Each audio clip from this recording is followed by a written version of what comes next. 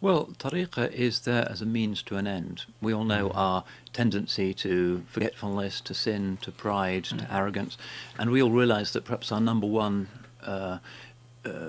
task is to rectify the intention and to rectify the purity of our hearts. And unfortunately one finds, even amongst people who outwardly seem to be quite religious, that inwardly their akhlaq are not very good, that they shout at people a lot, they're not very good in their domestic lives, and outwardly they seem to shine with all of the outward forms of Islam and the beard and the beautiful headgear, but actually they're quite disagreeable people.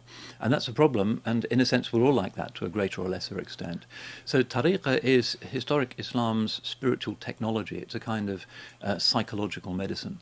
And I recall the oddity of dealing with some adversaries of the tariqa principle, who at the first don't understand what it is.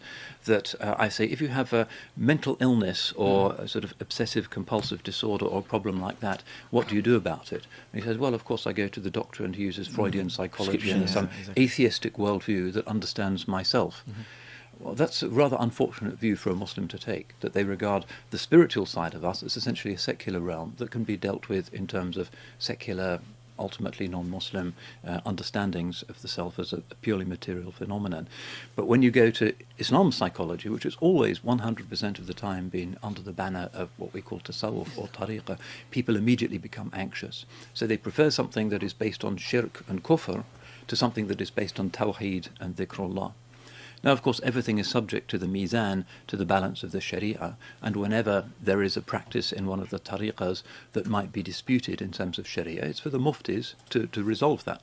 But alhamdulillah, we find that one of the things that the ummah has been overwhelmingly agreed on throughout history is that this inner life, this science of purifying the niyyah, which is, as I've suggested, really the trigger for, or the context for, Allah's granting of his victory, when the ummah is inwardly as well as outwardly beautiful, is something that is absolutely axiomatically a part of Islam. So the traditional texts that you learn at Al-Azhar or the traditional madrasas in Syria, Uzbekistan and throughout the Islamic world will always, in my experience, emphasize the necessity of following a path in tariqa. Otherwise you're left to your own devices in trying to sort out your own inner demons, and we don't really have the strength to deal with them. We need this spiritual technology that the great sheikhs throughout the ages have gifted us with. Thank